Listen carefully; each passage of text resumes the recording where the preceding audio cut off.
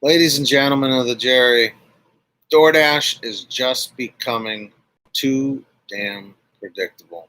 Don't know what I'm talking about? Stick around. That's coming up. All right, all right, all right, all right, all right, all right, all right. What is going on, ladies and gentlemen? My name is Pete, but you probably already knew that. But in case you didn't, you guys are watching the one and only Pay to Drive and Pay to Drive vlogs. That's right, everybody. Day number 987, 13 days remaining before it's all over. Should I continue? Will I continue? Let us know in the comments section what you think I should do. And maybe I'll take your advice. I don't know. We'll see. We'll take it under advisement, as some might say. And if you are new right here on Pay to Drive and Pay to Drive vlogs, do yourself a favor, do me a favor, do yourself a favor, hit the red subscribe button down below and turn on all notifications so you don't miss any future uploads or live streams or anything. And of course, let's get that 100 likes. So that cool 100 likes. Comment 111 if you hit the like, 222 if you haven't yet. And let's jump on into it. Say what's up in the chat. Say what's up in the comments. We got Richard Askew and nobody else. So we're just going to start talking. Hammer down, Kev. Excuse me. Okay. So what I was talking about on Pay to Drive was about how Robert was on a delivery and he received an order and it was 40 minutes late. But to him, it wasn't 40 minutes late. He had just gotten it. And when he got to the restaurant to pick up the food, the takeout person flipped out. And I was like, this is 40 minutes late, right? And he was like, no, not at all. This is new to me. He was worried about being deactivated. And I'm going to tell you right now, I don't blame him for feeling that way. DoorDash is just getting too damn predictable these days. It's like you bend down to tie your shoes or whatever, and it's like, oh, let's reassign the order. You took too long. Dash-O-Matic Pro, what's happening? You know what I mean? Some people may argue and say, well, Pete, that's not true. You're being overly dramatic. No, trust me. If I showed you all of the emails and messages that I get on the daily about people getting deactivated on all of these apps, primarily DoorDash and GrubHub, you really don't hear about Uber Eats deactivations. I'm not going to lie. Uber Eats doesn't seem to really crack down on deactivations as much as DoorDash and GrubHub does, because in my opinion, DoorDash and GrubHub, their thing is, it's like you screw up once or twice, you're done. That's it. I had somebody contact me the other day.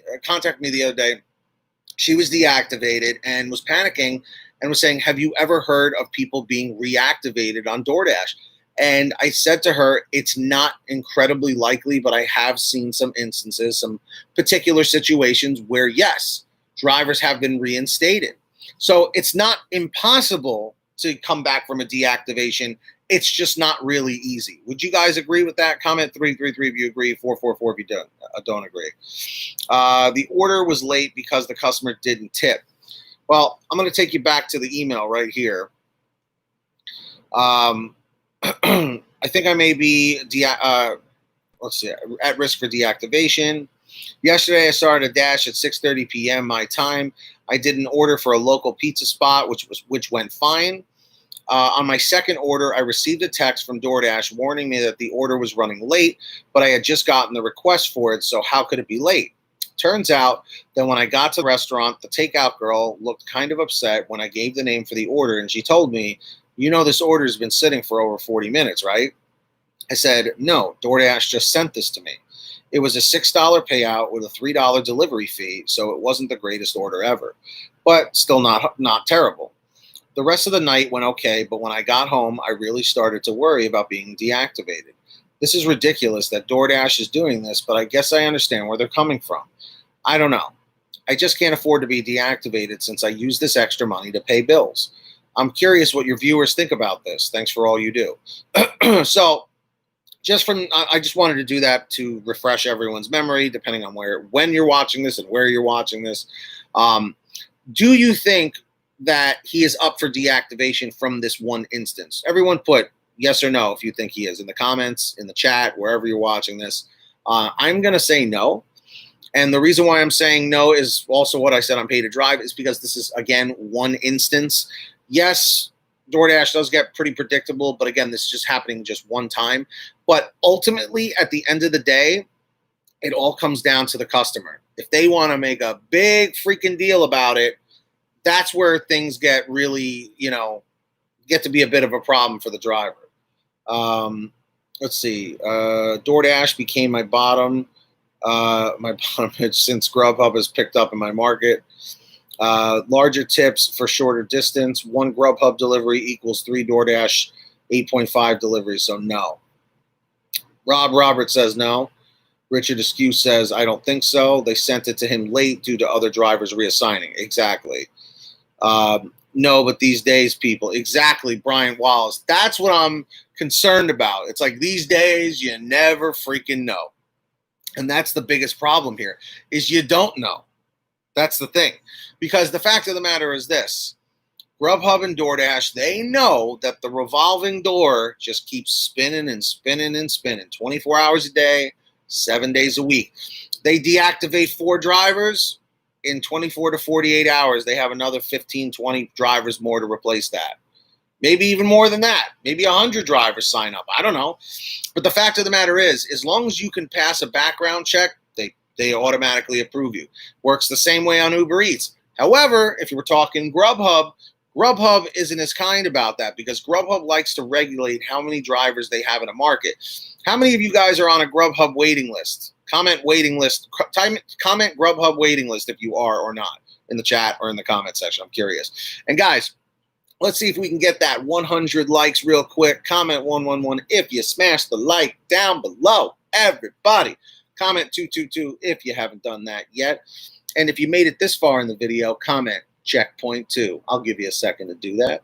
DoorDash allows you 1 incident out of 100 deliveries. Yeah, exactly. That's where, like I said, they're becoming a little bit predictable.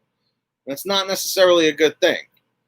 DoorDash keeps giving me Popeye's orders for $4.50. I waited 2 hours, 2 years to get on GrubHub. You wouldn't be the only one. Richard Askew has a question for everybody watching. What does everyone average an hour? Me, $20 to $30. For me, it's usually anywhere, I would say, from like 15 to 25 an hour, depending. Lunch is usually like 15, 16 an hour, sometimes 20. Dinner is when you start getting 20 to 25 plus per hour.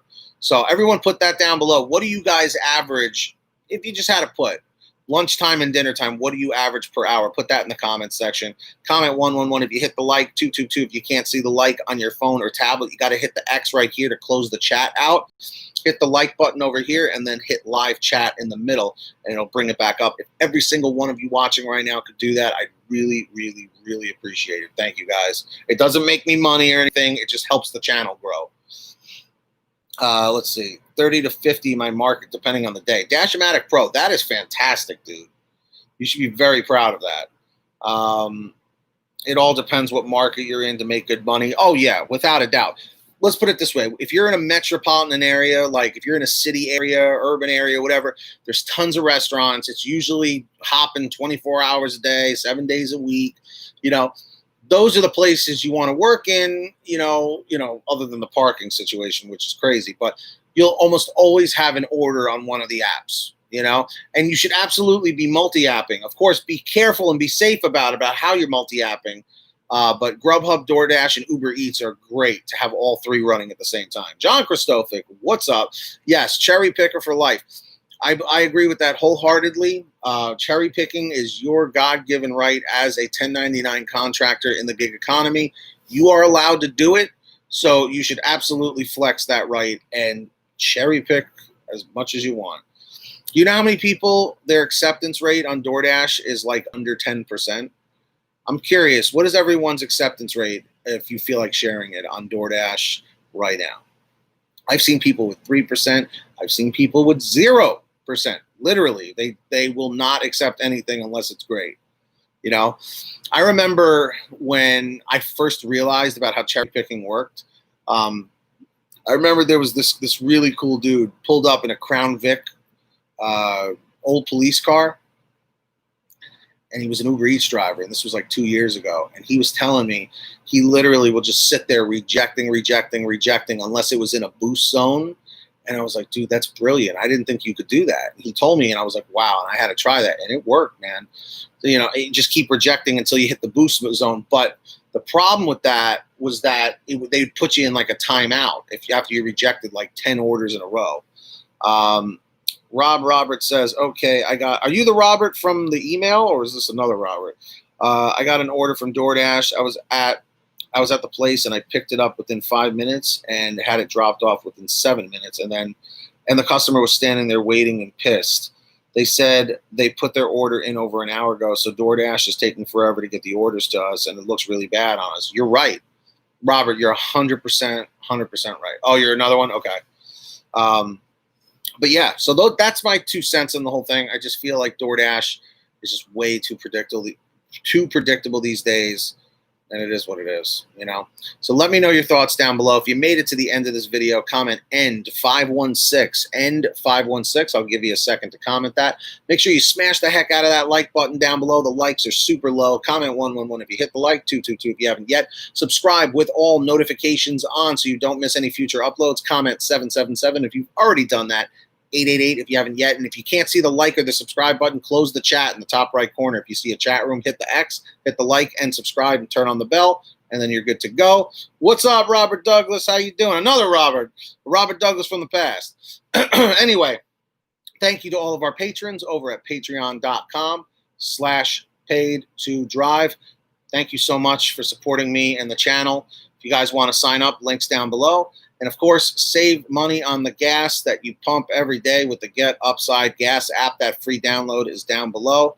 Download it. Get 15 to 45 cents a gallon back in 48 hours. You'll be good to go. And if a friend or family member signs up using your code, you'll get paid every time they pump gas. It's called Get Upside. Links in the description.